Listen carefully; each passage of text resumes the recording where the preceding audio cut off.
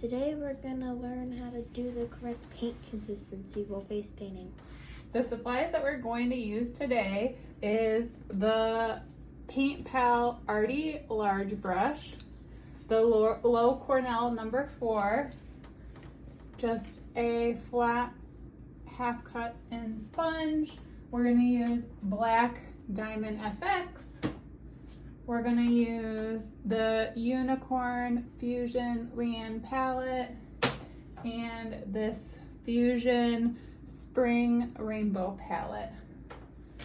So first we'll show you how to load your brush with a regular brush for a 1-stroke. So what you will do to start is you're gonna fully submerge your brush in the water, and then I usually will have a towel next to my water, and you're just gonna dab off any excess, and then you're just gonna start working back and forth on the brush just to start getting that paint a little bit wet. With all of these, you'll notice if it's too dry, you're gonna feel more of a dragging, but it's easier to build up to the right consistency than to over wet your paint. So if it feels like it's dragging, you're then gonna dip the tip of your paint back in the water, dab off the excess, and then come back in and keep working it in. This is before you touch the child with any of the paint. You wanna have a good consistency, and you wanna make sure your brush is loaded well. So you can see here now, I'm getting an easier glide when I'm going back and forth. So once I feel like I have a good load and a good consistency, I might get just a tiny bit more water. And just remember, every time you dip your tip back in, make sure you dab off the excess. You don't want it to get too wet or it's gonna get murky. So that's a pretty good consistency. And then you can see here that it goes on well. For a round brush and primary colors, same technique. You're gonna submerge your paintbrush fully in the water, dab off any excess, and then I just start to work it in and rotate. And similar, you shouldn't feel pulling. That means you are too wet or too dry. It should feel like a smooth glide, but not too watery. So you just need to build up to that.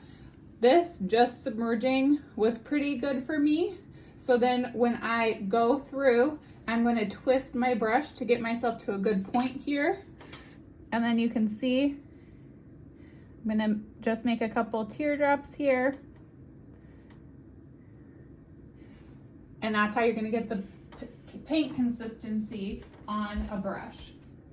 For a sponge, I use just a small spray bottle here. I don't get too close to the sponge. I would say I go maybe 5 to 6 inches from it. I'm gonna spray it maybe 2 to 3, sometimes 4 times. And then again, the same concept. I'm gonna work it back and forth and just continue to do that. If I feel pulling, I know I don't have enough water on my sponge. So then I usually will go back in and I'm gonna spray it 2 more times and then just go back in and reload. And so again, like I said, this is before I touch the child with the paint. I'm making sure I get that good consistency. So you're gonna keep building, but not overspray until you get to that point where it doesn't feel like pulling. And this is a new sponge, so you can clearly tell it is getting some coverage on it. So when you feel like it's not pulling, like it's not too dry, then you will apply on the child's face, just like that. And you can dab back and forth like that. The similar is going to apply to the finger dabbers.